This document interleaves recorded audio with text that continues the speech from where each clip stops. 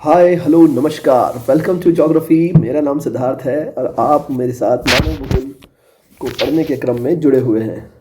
आज हम लोग मानव भूगोल का जो सबसे इम्पॉर्टेंट टॉपिक है, जिसे हम लोग जनजाति कहते हैं, विश्व की जनजातियाँ, आज हम लोग शुरू करने जा रहे हैं। मानव भूगोल को हमने विभिन्न अध्यायों के क्रम में पूरी तरह से पढ़ लिया है। मैं एक बार आपको बता देता हूँ हमने क्या क्या पढ़ा है अब तक, और ये मानव भूगोल की किताब का अंतिम अध्याय होगा। हमने मानव भूगोल में सबसे पहले तो मानव भूगोल का अर्थ, प्रकृति और उसके संबंध में उसके उद्देश्यों के विषय में एक सामान्य से चर्चा की थी।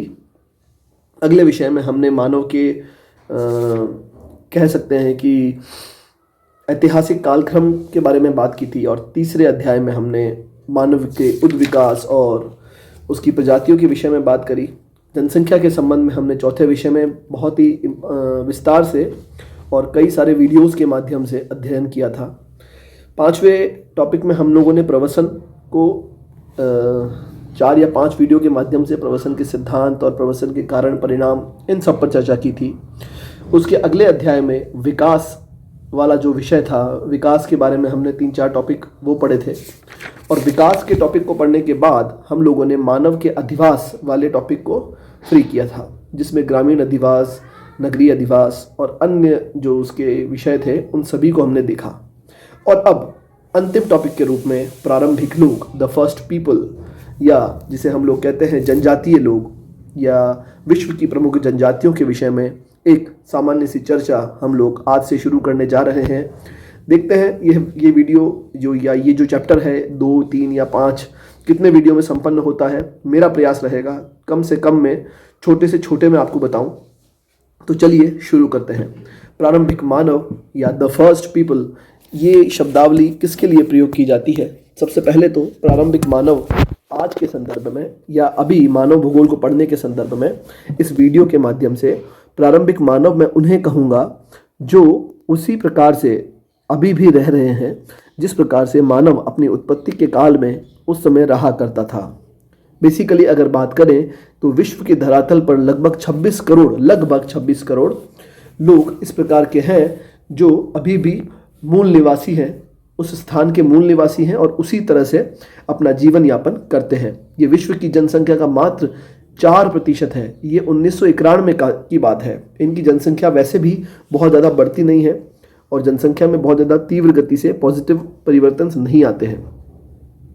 और अगर हम लोग बात करें तो विश्व में जितने भी देश हैं उन सभी देशों में अधिकांशतः ये लोग अल्पसंख्यक हैं।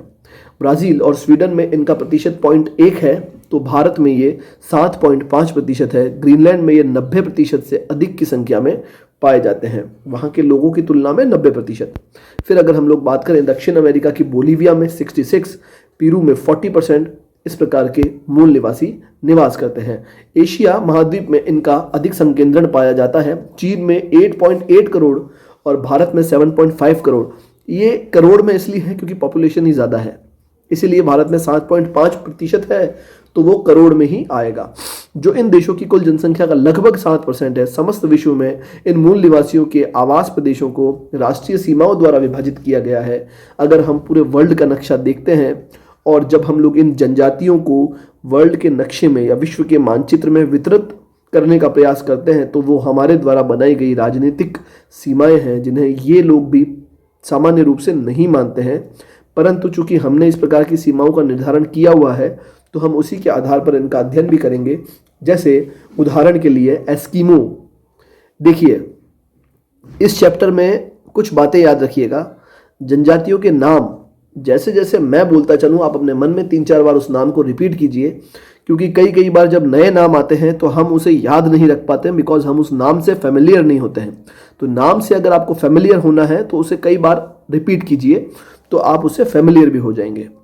तो सबसे पहले एस्किमो, मन में बोलिएगा। एस्किमो जो है ये कनाडा में है, ग्रीनलैंड में है, यूएसए के अलास्का के प्रांत में है और रूस के उत्तरी हिस्से के अंदर है। मतलब ये वो जनजाति है जो किसी एक देश में तो नहीं है, ये किसी देश की बाउंड्री तो नहीं मान रही है, परंतु जब हम इसे अध्ययन करेंगे तो इन देशों के अंदर इसका निवास स्थान रहेगा। पश्चिमी अफ्रीका की जो फुलानी जाति है ये 8 राष्ट्रों की सीमा में निवास करती है, किसी एक राष्ट्र में तो नहीं है।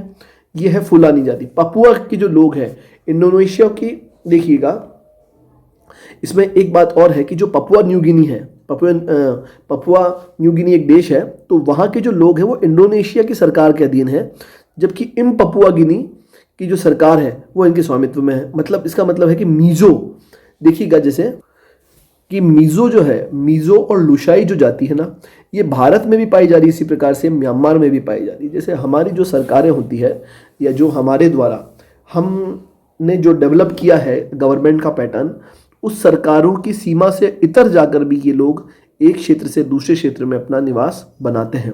विश्व के समस्त मूल निवासियों को चतुर्थ विश्व की संज्ञा दी गई है। विश्व में जितने भी इस प्रकार के मूल निवासी हैं, जनजातीय लोग हैं, इन्हें फोर्थ वर्ल्ड कहा गया है। फोर्थ वर्ल्ड, ठीक है, ये लोग। अच्छा, आपसे एक प्रश्न है, थर्ड वर्ल्ड किसे कहा गया है? आप जो भी राजनीति विज्ञान के विद्यार्थी हैं, भूगोल में भी कई बार ये नाम लिया जाता है, बताइएगा कमेंट सेक्शन में थर्ड वर्ल्ड किन देशों को कहा जाता है।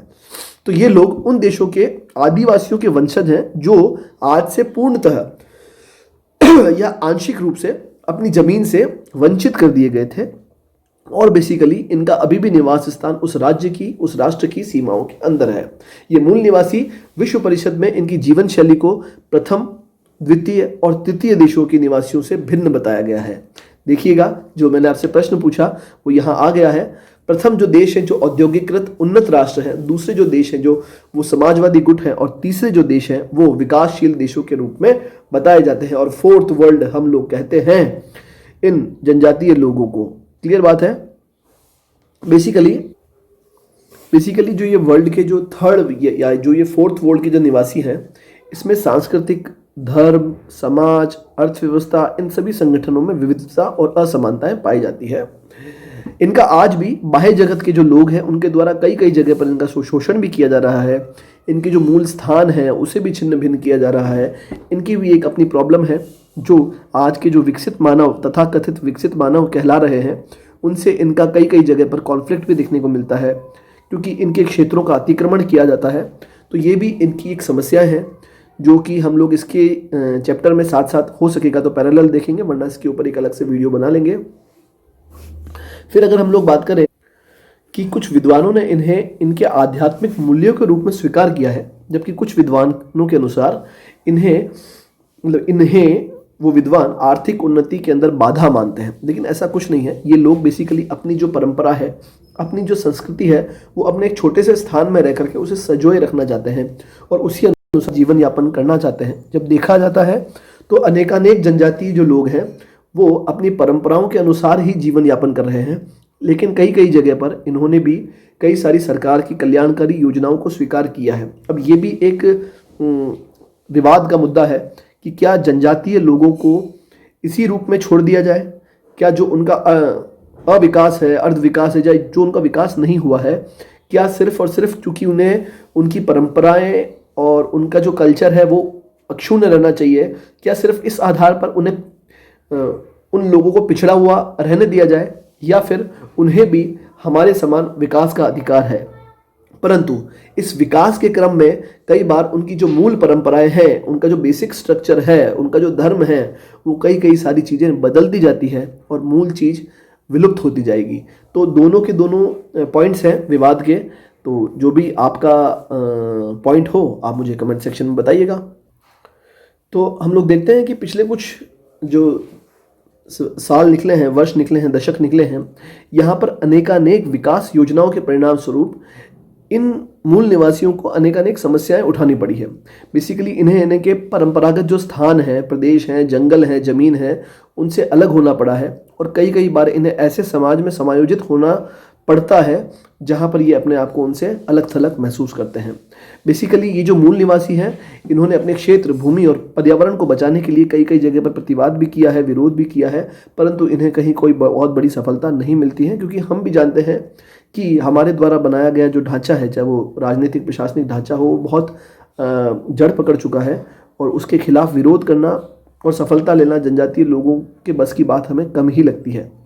अगर हम लोग बात करते हैं उत्तरी अमेरिका के रेड इंडियंस की, ब्राज़ील के मूल निवासियों की, अंडमान द्वीप की जनजातियों की, तो ऐसी अनेक जनजातियां हैं या फिर ऐसे अनेक मूल निवासी हैं जो दास्ता के कारण, भूख के कारण, हमलावरों के द्वारा लाई गई बीमारियों के कारण विनष्ट हो चुकी है। लेकिन अकेले ही अमेजन बेसिन और इस प्रकार के क्षेत्र ऐसे हैं जहां पर लगभग 170 प्रकार की जनजातियां आज भी जीवित है। जूमा जनजाति सहित 74 प्रकार की अन्य जनजातियां अमेजन के बेसिन में आपको देखने को मिल जाएगी, क्योंकि ये वो क्षेत्र है, अमेजन बेसिन वो क्षेत्र है जो पूरी तरीके से अभी वर्तमान मानव के हस्तक्षेप से अक्षुण्ण रहा है। अब हम लोग इसी अध्याय के अंदर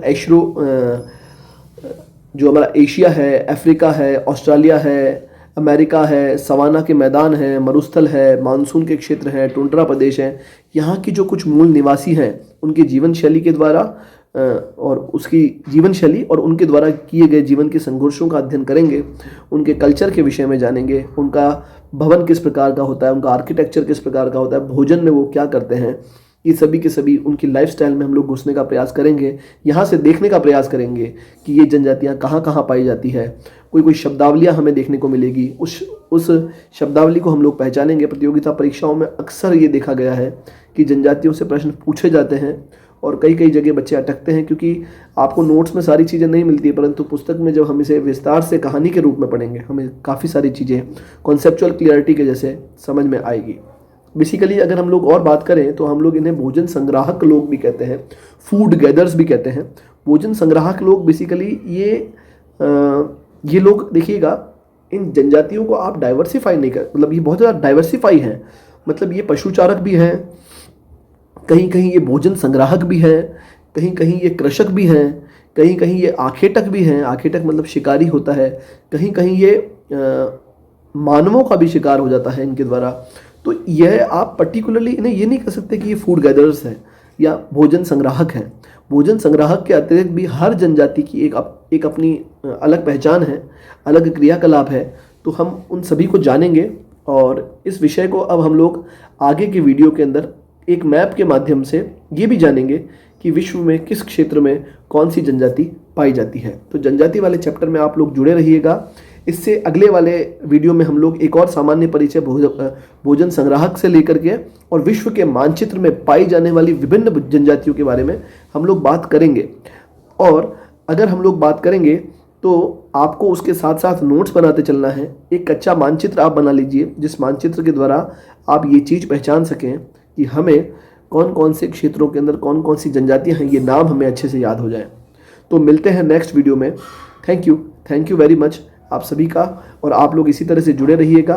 बस अब चंद वीडियो बाकी हैं, मानव भूगोल समाप्त हो जाएगा और फिर एक भूगोल के एक नए सेगमेंट को शुरू करेंगे। आप लोगों की डिमांड पर कमेंट सेक्शन में मुझे बता दीजिएगा। मिलते हैं। Thank you very much.